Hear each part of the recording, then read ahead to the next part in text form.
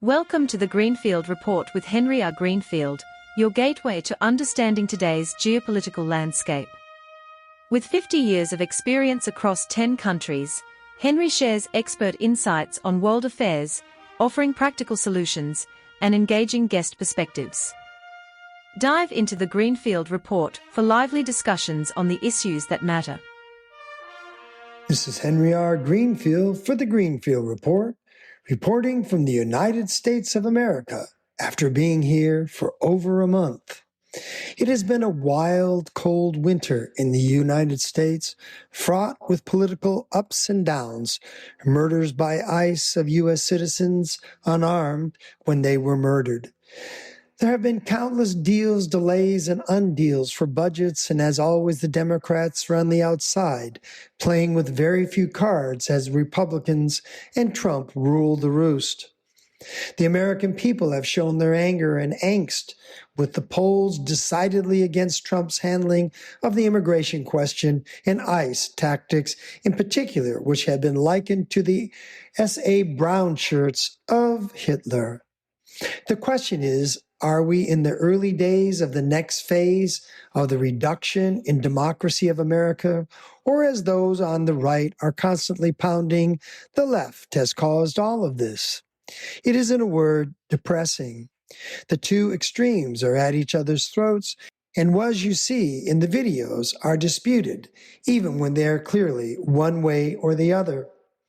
The right is relentless, with Trump backing everything that he does, and even though there have been a bit of wobble in support with the ICE tactics, it seems more like a temporary lull, repositioning.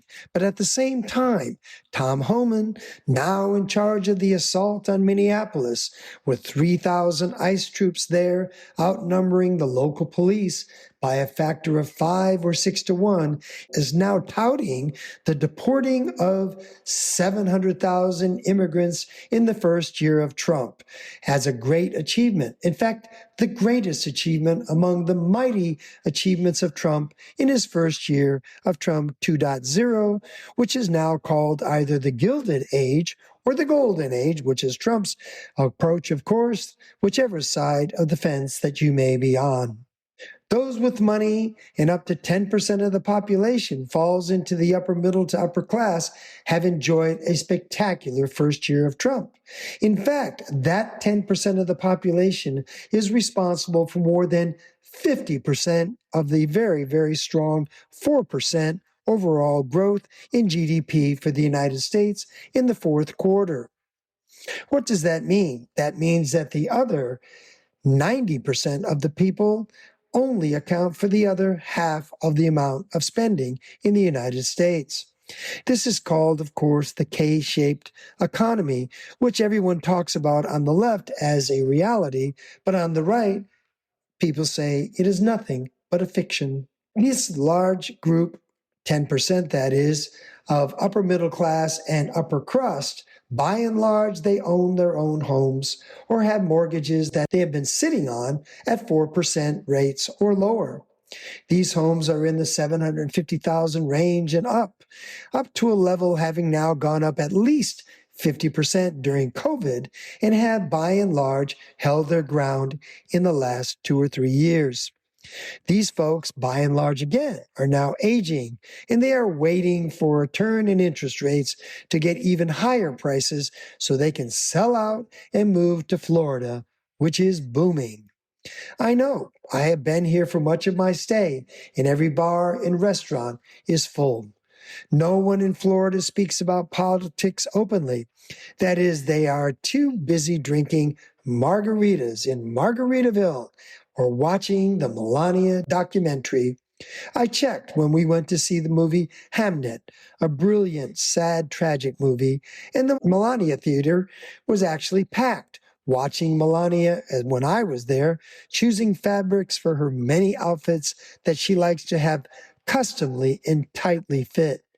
They also had margaritas and large popcorns and seemed totally enthralled as I watched for a couple minutes and could not for the life of me hardly understand her poor English nor the interest in fabrics and her wardrobe. That is America, folks, a place where the two sides are completely on the opposite side, with everyone in the middle, perhaps 50% or more, with independents at 44% and rising, just tired of it all. Those with money insist everything is great and always start their sentence with the same lie. Well, I don't agree with Trump about everything, but really, who would have voted for Kamala?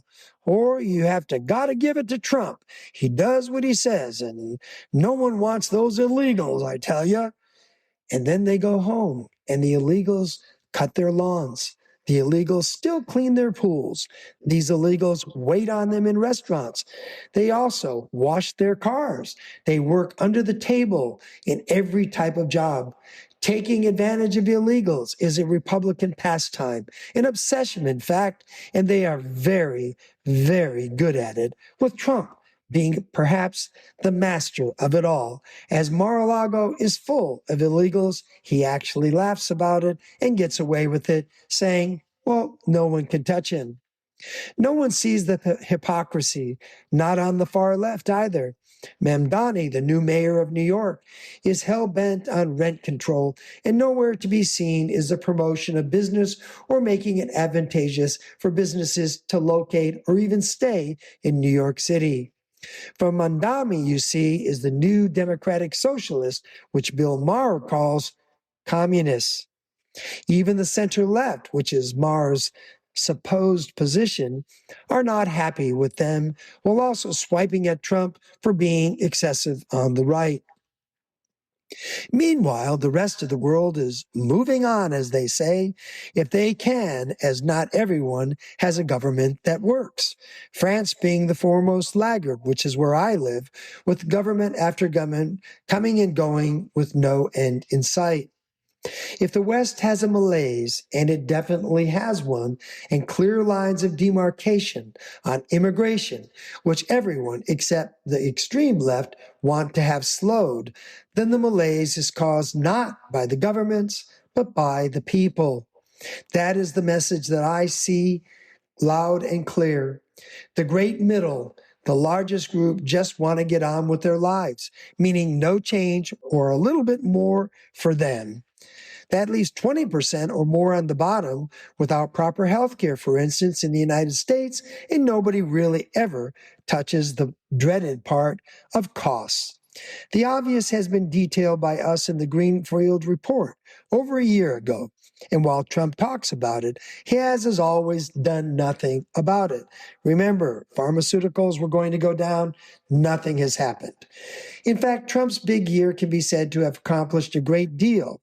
That is, if you hate the federal government, you hate the blue states, you hate undocumented or illegal immigrants, you hate California's success, especially hating California, which is something that everybody seems to enjoy on the right.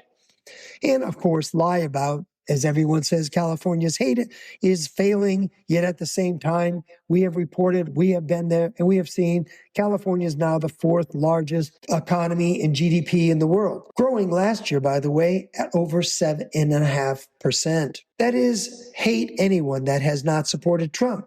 Hate people who prosecuted him, hate black people, as they are clearly targets. Hate DEI, of course, which has now been canceled everywhere in anything to do with the government. And of course, now corporations have also dropped it. Hate transgenders in particular. Hate LGBTQ, at least partially, even though most have an LGBTQ member in their family, and would love to see, of course, gay marriage ended. There is a lot of hate in the closet or out of the closet these days. Hate is a byword. And the new hires at ICE with a budget of $180 billion US, more than almost every military in the world, is such an orders to do whatever you want for those conscripts, or more aptly could be described as mercenaries, being paid a bonus of $50,000 US to join, and after a few weeks, they're out there getting those numbers for Tom Homan. I am asked constantly to do Greenfield reports about who are the hidden folks behind the curtains who are manipulating and winning while the average guy is losing the affordability or benefits are going down or not enough in France or in Germany, and the UK's treadmill since Brexit is such that Nigel Farage, the guy who started it all, is now seen as a hero to solve the problems that he is in fact responsible for, but now blames on everybody else. The answer is not that people are manipulated. It is that they are either too busy getting on with their life, enjoying benefits, including pensions, no longer available to the next generation.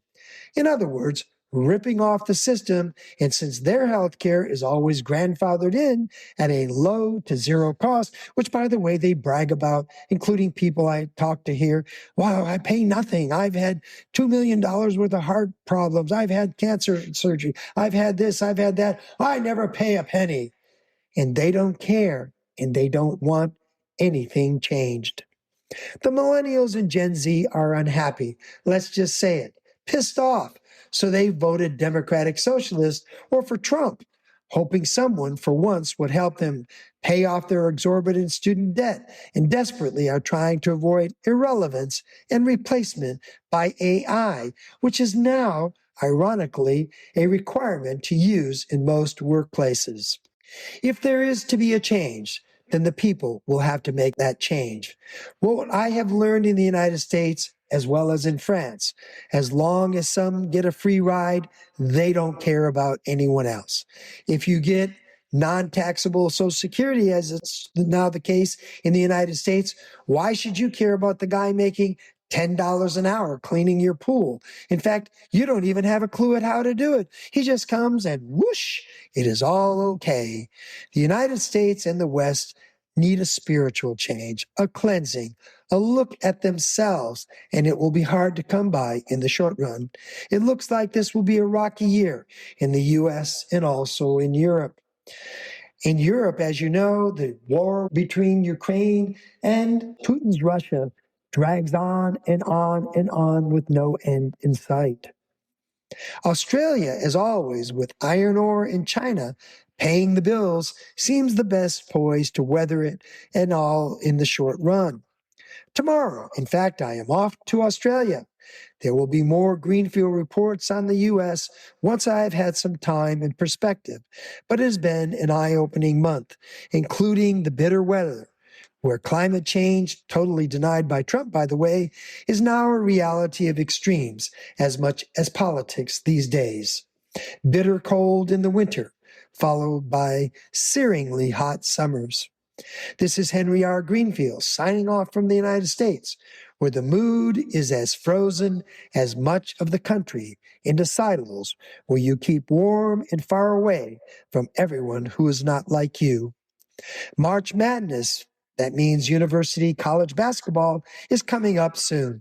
But first, there is a Super Bowl this weekend, headlined by Bad Bunny for the halftime show, hated by Trump to talk about, and then baseball begins, starting in Florida, in fact, next week. Regardless of the politics or the weather, the seasons of America's flirtation with endless activities and hustling carries on. In the end, there is nothing like the United States, which for better or worse is becoming more and more insular and different from the rest of the world. Thank you for joining us on the Greenfield Report with Henry R. Greenfield. We hope today's insights into the ever-shifting geopolitical landscape have sparked your curiosity and broadened your perspective.